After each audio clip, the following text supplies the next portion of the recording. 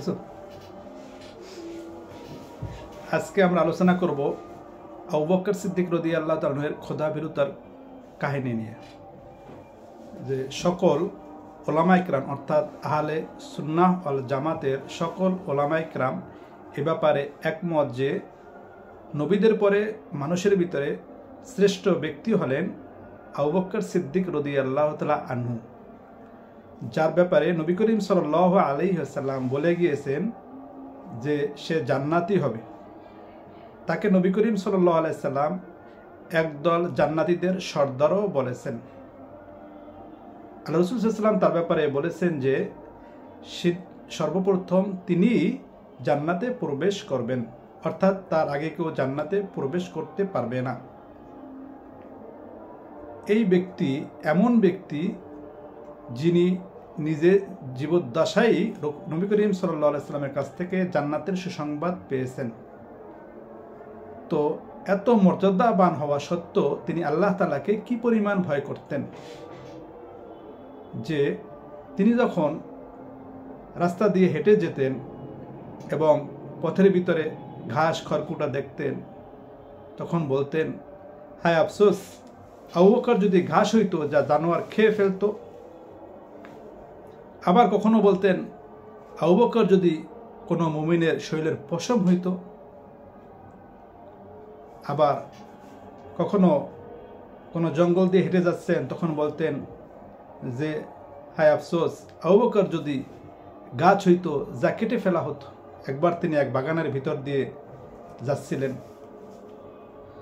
তো বাগানের ভিতর দিয়ে হাঁটতেছেন আর দেখলেন যে একটা জানোয়ার বাগানের ভিতরে আছে। ওই জানোয়ারকে দেখে তিনি দীর্ঘ নিঃশ্বাস ফেললেন আর বললেন যে হে জানোয়ার, তুমি কতই না শান্তিতে আরামে আছো, তুমি খাও পান করো, জমিনের বুকে বিচরণ করো, আল্লাহ পাকের কাছে তোমার কোনো হিসাব দিতে হবে না। অথচ এই আবু বকরকে আল্লাহ পাকের কাছে কিন্তু হিসাব দিতে হবে। তো যিনি নিজের কানে নবী করিম সাল্লাল্লাহু আলাইহি সাল্লামের কাছ থেকে শুনেছেন তিনি জান্নাতি, তা সত্ত্বেও তিনি আল্লাহ তাআলাকে কি পরিমাণ ভয় করতেন, যে সব সময় আফসোস করতেন যে না জানি আমার রব আমাকে কোন কারণে পাকড়াও করে ফেলে। তার ব্যাপারে একটি প্রসিদ্ধ ঘটনা আছে যে রবিয়া আসলামী রাদিয়াল্লাহু তাআলা আনহুর সাথে একবার তার কিছুটা বাক বিতণ্ডা হয়ে যায়। তো তর্কাতর্কির এক পর্যায়ে তিনি রবিয়া আসলামী রাদিয়াল্লাহু তাআলা আনহুকে একটু শক্ত কথা বা কটু কথা বলে ফেলেন। তিনি যখন বুঝতে পারলেন যে রবিয়া আসলামী রাদিয়াল্লাহু তাআলা আনহু তার এই কথার কারণে মনে একটু কষ্ট পেয়েছেন, সাথে সাথে তিনি বললেন, হে রবিয়া, আমি তোমাকে যেভাবে কথা বলেছি, তোমাকে যেভাবে আমি কথার দ্বারা আঘাত দিয়েছি, তুমিও আমাকে অনুরূপ একটা কথা বলে দাও যাতে প্রতিশোধ হয়ে যায়। তখন রবিয়া রাদিয়াল্লাহু তাআলা আনহু বললেন যে না, আমি প্রতিশোধ নেব না। তিনি আবার তাকে পিড়াপিড়ি শুরু করলেন, না, তোমাকে প্রতিশোধ নিতেই হবে, তুমি যদি প্রতিশোধ না নাও তাহলে কিন্তু আমি নবী করিম সাল্লাল্লাহু আলাইহি ওয়াসাল্লামের কাছে গিয়ে তোমার বিষয় অভিযোগ করব। কিন্তু রবি আসলামী রাদিয়াল্লাহু তাআলা আনহু প্রতিশোধ নিতে অস্বীকার করলেন। তখন আবু বকর রাদিয়াল্লাহু তাআলা আনহু সেখান থেকে উঠে চলে গেলেন। লোকজন এসে রবি আসলামী রাদিয়াল্লাহু তাআলা আনহুকে বললেন, কি ব্যাপার, বড় আশ্চর্যের কথা, তিনি তোমাকে কটু কথা বললেন আর তিনি নবী করিম সাল্লাল্লাহু আলাইহি সাল্লামের কাছে গিয়ে নালিশ করবেন, অভিযোগ করবেন, এটা কেমন কথা হলো? তখন রবি আসলামী রাদিয়াল্লাহু তাআলা লোকদেরকে বললেন, হে লোকেরা, তোমরা কি জানো এই আবু বকরকে? যে আবু বকর এমন এক ব্যক্তি যাকে রাসূলুল্লাহ সাল্লাল্লাহু আলাইহি সাল্লাম ভালোবাসেন। আবু বকর যদি কষ্ট পায় তাহলে রাসূলুল্লাহ সাল্লাল্লাহু আলাইহি সাল্লামের তিনিও কষ্ট পাবেন, আর রাসূলুল্লাহ সাল্লাল্লাহু আলাইহি সাল্লাম যদি কষ্ট পান তাহলে আল্লাহ তাআলা আমার উপরে নারাজ হয়ে যাবে, আর যদি আল্লাহ তাআলা আমার উপরে অসন্তুষ্ট হয়ে যান তাহলে রবিয়ার ধ্বংস অনিবার্য। এরপরে রবিয়া আসলামী রাদিয়াল্লাহু তাআলা আনহু সেখান থেকে নবী করিম সাল্লাল্লাহু আলাইহি ওয়াসাল্লামের দরবারে গেলেন এবং গিয়ে ঘটনা শুনালেন। তখন আল্লাহ রাসূল সাল্লাল্লাহু আলাইহি ওয়াসাল্লাম বললেন, ঠিক আছে, তুমি ঠিকই করেছো, কারণ প্রতিশোধমূলক জবাব দেওয়া ঠিক না। বরং তুমি তাকে এইভাবে বলো, হে আবু বকর, আল্লাহ তাআলা তোমাকে ক্ষমা করেন। তো আমরা দেখতে পাই যে আবু বকর রাদিয়াল্লাহু তাআলার ব্যাপারে এত সুসংবাদ থাকা সত্ত্বেও তিনি কতটা আল্লাহকে ভয় করতেন। সামান্য একটু কটু কথা, আমরা এগুলোকে কোনো কিছুই মনে করি না। এই সামান্য একটু কথার কারণে তিনি প্রতিশোধ নেওয়ার জন্য বারবার চেষ্টা করলেন।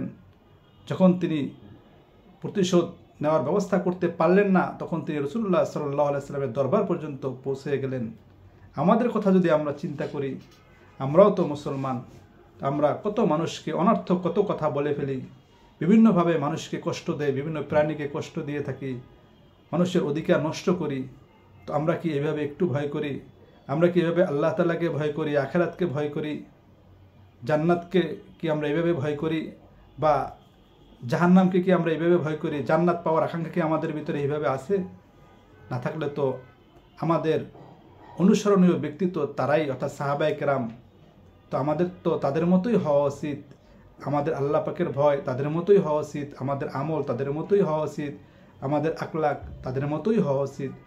যদি তাদের মতো ঈমান, আমল, আখলাক আমাদের হয়, তাহলে তো আমরা তাদের সাথেই জান্নাতে থাকতে পারবো।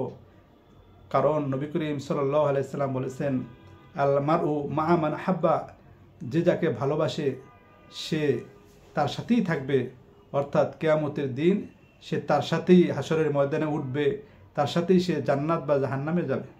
এজন্য আমার ভালোবাসা, আমার সম্পর্ক যদি ভালো লোকের সাথে হয়, ঈমানওয়ালার সাথে হয়, নেককার লোকের সাথে হয়, তো দুনিয়াতে সম্পর্ক হওয়ার কারণে কিয়ামতের দিন হাসরের ময়দানে আমরা তাদের সাথেই থাকব। যখন ভালো লোকগুলো জান্নাতে যাবে, আমরাও তাদের সাথে জান্নাতে যাব। আর আমাদের ব্যবহার, আমাদের ঈমান, আমাদের আমল যদি খারাপ হয়, তাহলে আমাদের চালচলন যদি খারাপ লোকের সাথে হয়, আমাদের ওঠা বসা যদি খারাপ লোকের সাথে হয়, তাহলে আমরা হাসরের ময়দানে হিসাব নিকাশের দিন তাদের সাথেই থাকব। তাদের বদামলের কারণে তারা জাহান্নামে যাবে, তাদের সাথে আমরাও চলে যাব। এজন্য আমাদের হায়াতের জীবন থাকতেই আল্লাহ তাআলাকে ভয় করা দরকার, আমাদের ঈমান, আমল, আখলাককে ঠিক করা দরকার, যাতে করে আমরা আখিরাতের জীবনে মুক্তি পেয়ে যাই, চিরস্থায়ী জান্নাতের জায়গা জান্নাত পেয়ে যাই, চিরস্থায়ী অশান্তির জায়গা জাহান্নাম থেকে মুক্তি পেয়ে যাই। এটা আমাদের প্রত্যেক মুসলমানের আকাঙ্ক্ষা হওয়া উচিত।